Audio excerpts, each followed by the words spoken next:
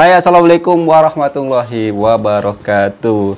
Semoga yang lagi lihat video ini dimurahkan rezekinya, dipanjangkan umurnya, dan dipermudahkan segala urusannya. Amin amin ya rabbal alamin. Oke, di konten kali ini agak berbeda sedikit. Kita kedatangan seorang tamu yang dulu pernah kerja di Malaysia selama 7 tahun, Mas ya? 7 tahun. Dari tahun berapa? 2012 sampai 2020. Dari tahun 2012, tahun 2012. Katanya pulangnya tahun 2020. Berarti dari tahun 2013 dong?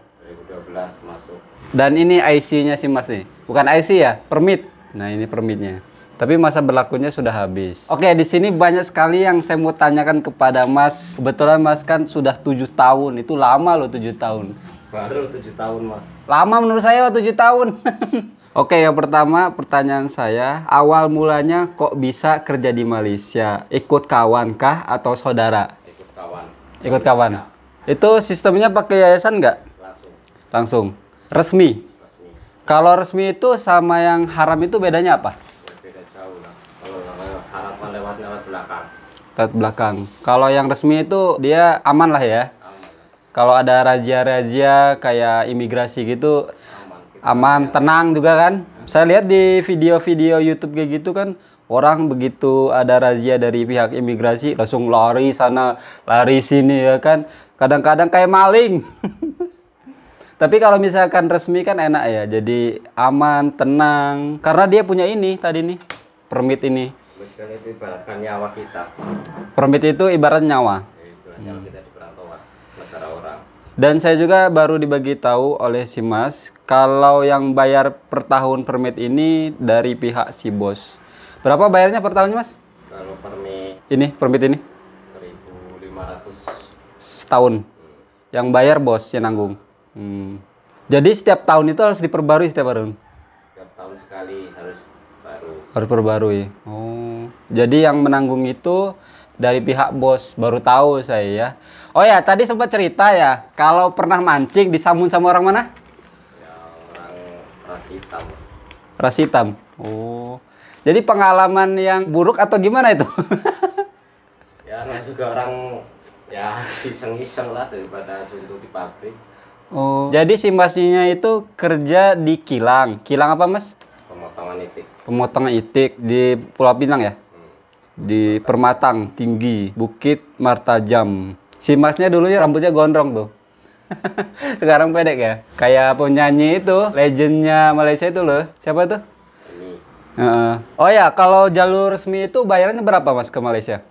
dulu 2012 3.350 ringgit. 3.300 ringgit. 50 ringgit. Itu untuk jangka berapa lama masa berlakunya? Itu kan ngurus paspor, visa. Ya semuanya untuk keperluan kita berangkat lah. Pertama kali menginjakan kaki di Malaysia itu apa? Perasaannya gitu? Aneh lah. Kiri kanan sawit, waduh. Makanannya pun aneh. Pertama kita kesana nggak doyan makan, makanannya aneh-aneh. Karena lidah ya. Kan makan pedas, makannya kari, waduh. Dan selanjutnya, kenangan yang tidak bisa dilupakan selama berada di Malaysia. Kenangan apa? Ya tiap hari mandi darah. Mandi darah gimana maksudnya? Ya, kita kan motong. Oh, ya, dia kan motong itu ayam ya? Motong bebek. Oh, bebek itik ya? Jadi nggak heran ya setiap hari ketemu darah ya. Tapi darahnya darah hewan. Makanan kesukaan Mas selama berada di Malaysia.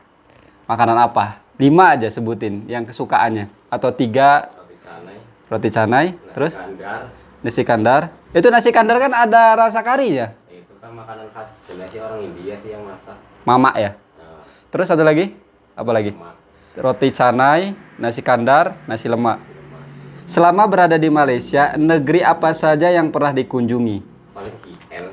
KL. Berarti pernah ke Menara Petronas ya? Mana Petronas belum pernah. Kan di KL itu. Itu kan cara KL. Kita harus pakai paspor ke sana. Oh, Dia pakai paspor. kalau nggak pakai paspor? Ya nggak bisa. Permit kan untuk di wilayah. Oh, Mas ada paspornya waktu itu? Ada. Lupa dibawa? Negeri mana kita harus pakai paspor. Oh, baru tahu saya nih pengalaman dan ilmu juga buat saya. Jadi kalau mau meretas negeri itu harus pakai paspor. Cuman kalau misalkan permit ini berlakunya untuk di negeri, wilayah saja. Oh, ya. Paham.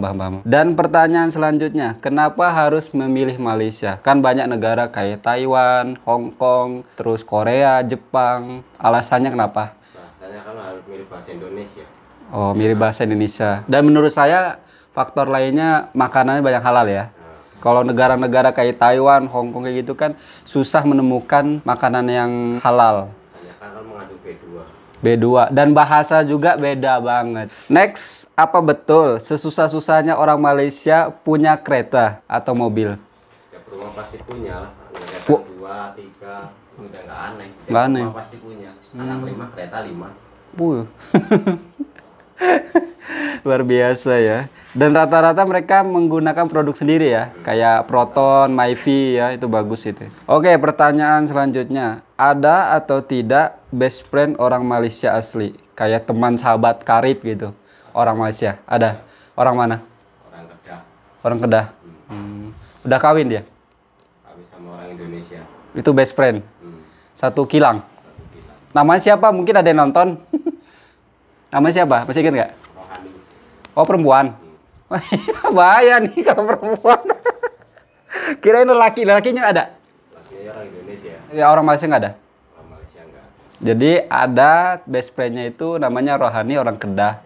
Tuh best friend-nya si Mas. Selanjutnya, apa betul kalau di Malaysia tidak ada korupsi atau rasuh kalau mau masuk kerja di kilang? Nggak ada sokok-sokok menyokok, Pak. Tidak ada rasuh di sana. Nggak ada. Jadi gini kawan-kawan ya, di sebagian pabrik sini itu kan kalau mau masuk, tapi sebagian ya, tidak semuanya.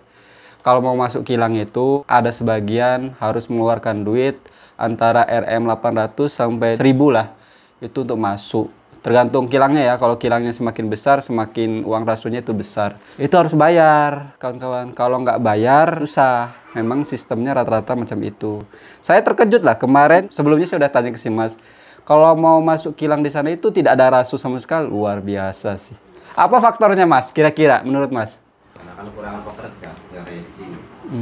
Karena di sini saking banyaknya rakyat ya.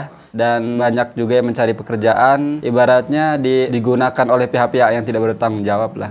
Untuk mendapatkan pundi-pundi uang.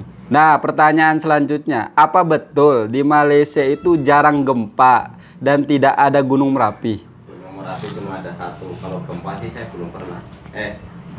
Pernah satu kali di Gunung Merapinya di mana? Kinabalu. Oh, ya. Dekat Borneo ya. Kalau di Semenanjung nggak ada? Nggak ada ya. Kalau selama tinggal di sana selama 7 tahun nggak pernah ngerasain gempa? Pak, kalau nggak salah itu cuma satu kali. Dalam 7 tahun? Luar biasa. Kalau di sini sering saya dalam 7 tahun. Tanahnya beda sama nggak tanah Indonesia. Oh, soalnya karena negara Indonesia itu dilewati oleh apa gitu ya? Cincin api. Cincin api ya. Sedangkan Malaysia itu enggak ya. Selanjutnya, kemudahan apa yang Mas rasakan selama di Malaysia? Kayak fasilitasnya atau kesehatannya yang Mas rasakan selama di sana? Fasilitas kita dikasih sama toke sih. Apanya? Itu ke siapa? Tempat tinggal? Satu orang satu bilik. Satu orang satu bilik? Nah, plus dapur. Pertanyaan selanjutnya, seperti apa sikap atau perilaku orang Malaysia kepada pekerja asing khususnya pekerja dari Indonesia? Saling mengerti, Saling saling membantu.